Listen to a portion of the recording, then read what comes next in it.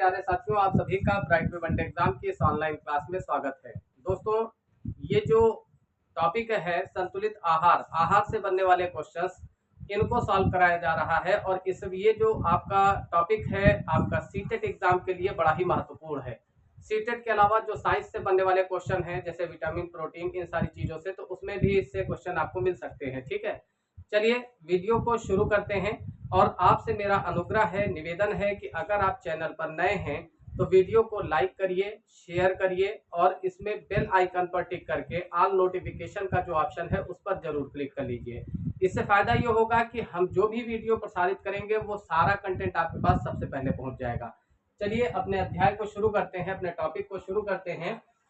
संतुलित आहार किसको कहा जाता है? संतुलित आहार दोस्तों, जैसे आपको पता है कि हम खाने के लिए, हम खाना क्यों खाते हैं?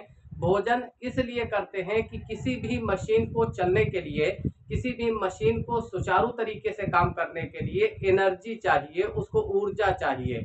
जैसे आपके पास मोटरसाइकिल है तो वो मोटरसाइकिल आप उसको चलाएंगे तभी जब उसमें पेट्रोल पड़ा होगा या कहीं ना कहीं कोई ना कोई स्रोत जो ऊर्जा का माध्यम है वो जरूर होगा।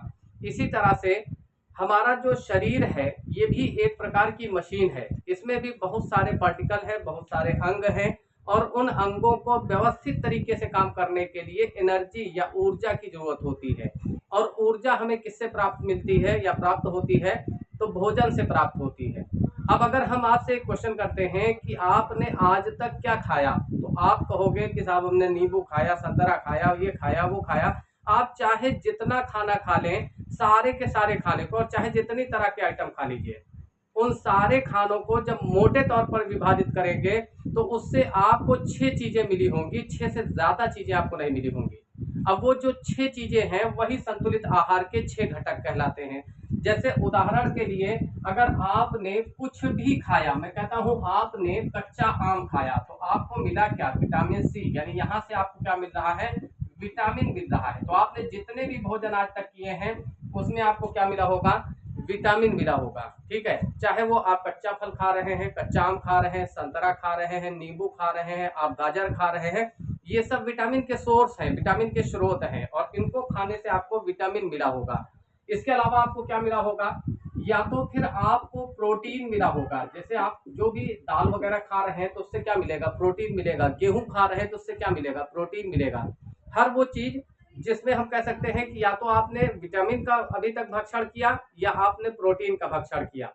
तीसरी चीज क्या मिली होगी आपको? जल मिला होगा। जितना भी खाना आप खाते होगे उससे क्या मिलता होगा? जल मिलता होगा। जल के अलावा क्या मिला होगा?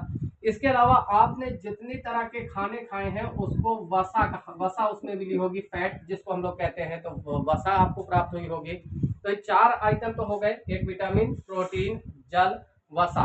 अब बात करते हैं 5वें आइटम पर। देखिए 5वां जो चीज है वो है खनिज लवण। क्या कहते हैं? खनिज लवण, यानी इसी को हम क्या कहते हैं? मिनरल्स कहते हैं। ठीक है, तो जितना भी भोजन आपने खाया होगा उन सारे भोजन में ये 5 चीजें हो गई। अभी एक चीज आपकी छूटी हुई है। ठीक है, जैसे आपका विटामिन है, प्रोटीन है, कार्बोहाइड्रेट, एक चीज आपकी छूटी है जिसको क्या कहेंगे हम? कार्बोहाइड्रेट। तो ये 6 घटक हैं। ठीक है, अब आपसे सवाल करते हैं कि संतुलित आहार किसको कहते हैं? खाना तो आप कुछ भी खाए होंगे, कुछ ना कुछ आपको मिला होगा, लेकिन संतुलित आहार किसको कहते हैं?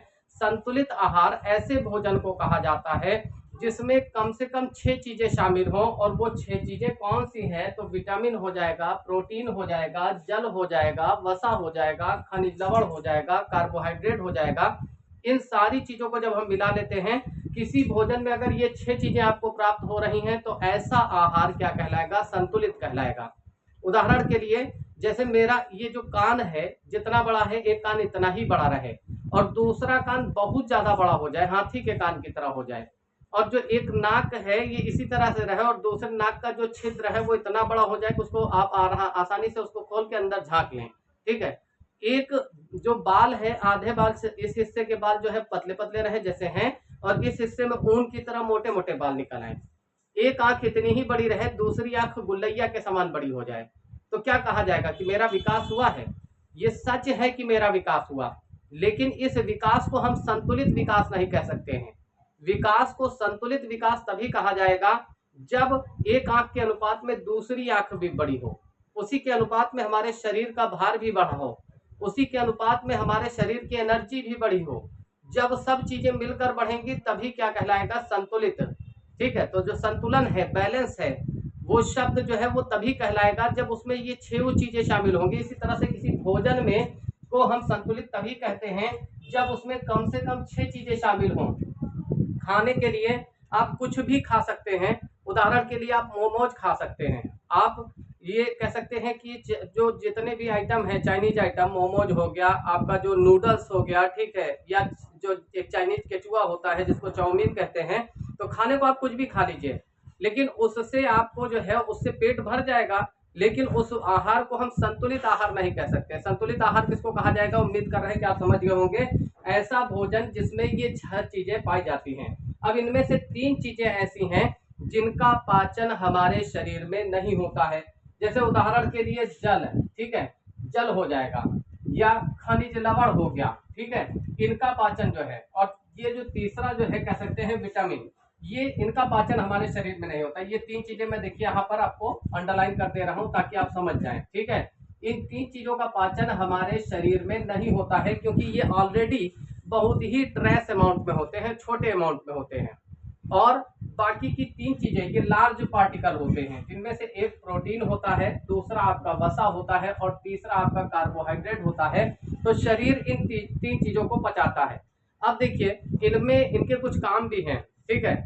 जैसे आपको बता दें, अगर इन 6 चीजों में पूछा जाए कि सबसे ज्यादा ऊर्जा, क्वेश्चन कैसे पूछेगा, देखिए पहला क्वेश्चन यही पूछेगा कि संतुलित आहार किसको कहते हैं, तो ऐसा भोजन जिसमें कम से कम 6 चीजें शामिल हों उसको संतुलित आहार कहा जाता है, ठीक है। दूसरी बात, संतुलित आहार के कितने घटक हैं और कौन कौन से हैं, तो ये याद रखिएगा कि इसमें प्रोटीन भी शामिल होगा, विटामिन भी होगा, खनिज लवण भी होगा, जल भी होगा, वसा भी होगा और कार्बोहाइड्रेट भी होगा। जब ये 6 चीजें शामिल होंगी तो इसको संतुलित आहार कहा जाएगा। अब इसके आगे एक चीज और समझिएगा, इनमें से कितनी चीजें ऐसी हैं जिनका पाचन हमारे शरीर में नहीं होता है, तो ये कह देंगे 3 चीजें हैं जिनका पाचन होता है और 3 चीजें हैं जिनका पाचन हमारे शरीर में नहीं होता है।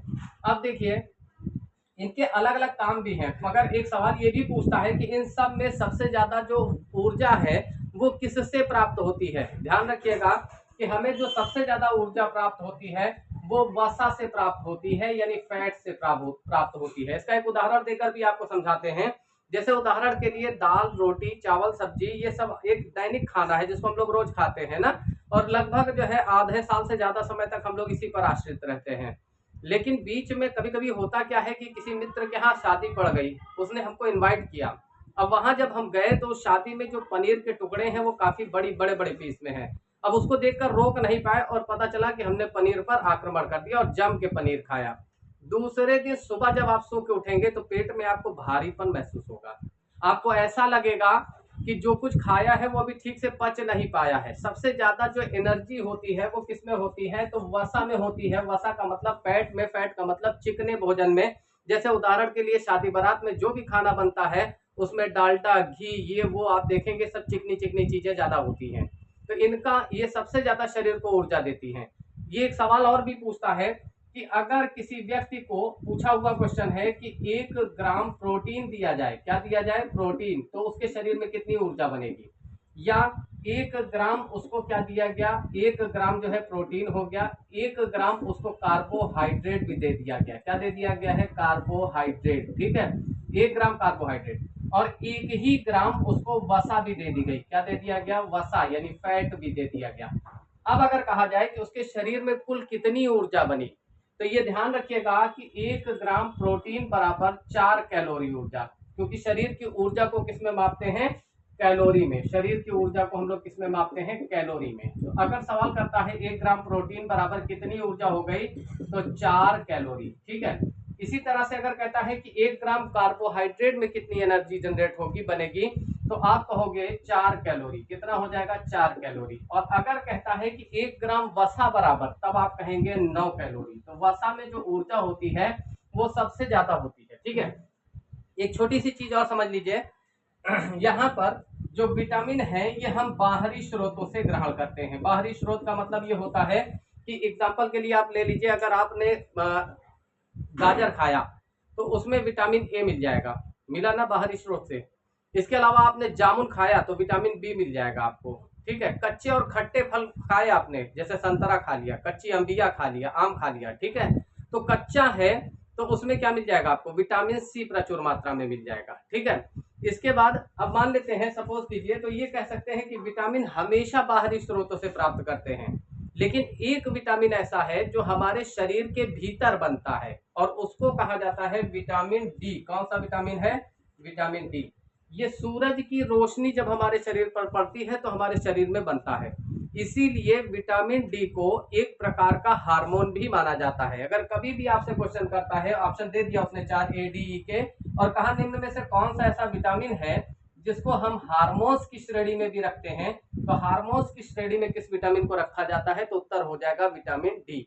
ठीक है, अब देखिए, ये शरीर में जो शरीर के जो अंग हैं, जो अवयव हैं, उनको एक तरह से कह सकते हैं ठीक से काम करने के लिए प्रेरित करते हैं।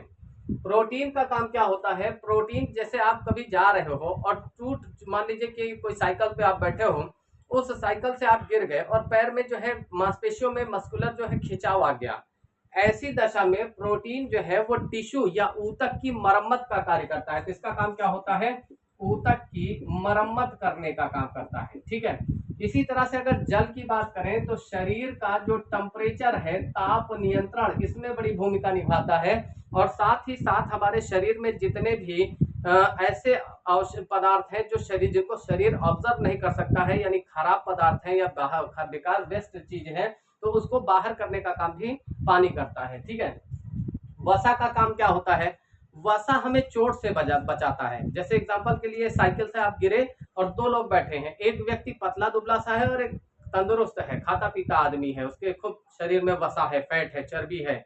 तो जब आप देखेंगे तो जो चोट है, वो जो मोटा आदमी है ना, वो इधर गिरेगा उधर गिरेगा, ढुलमुल ढुलमुल करके रह जाएगा, लेकिन जो पतला व्यक्ति है उसको चोट अधिक आएगी। तो ये चीज याद रखिएगा कि ये जो वसा है ना, वसा में क्या होता है बच्चों, कि ये हमें चोट से बचाने का काम करता है। तो सबका हर लाइन से क्वेश्चन आपसे पूछ सकता है।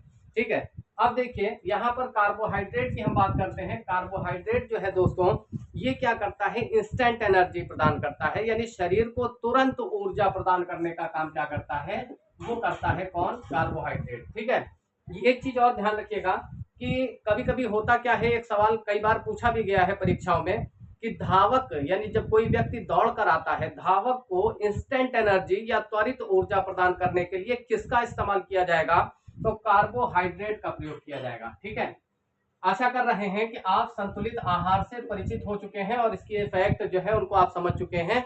अगर आप सभी तैयारी करना चाहते हैं पीसीएस की परीक्षा या समीक्षा अधिकारी का प्राइमरी और मेंस के लिए आप पढ़ना चाह रहे हैं, तो उसके लिए आप हमारा जो कांटेक्ट नंबर है उससे संपर्क कर सकते हैं। यानी मेरा जो संपर्क सूत्र है वो है 72 75 12 90 52। तो साथियों, कल फिर मिलेंगे कुछ नई जानकारी के साथ, कुछ ऐसे ही रोचक फैक्ट के साथ। वीडियो को लाइक और शेयर जरूर करिएगा। जय हिंद, जय भारत।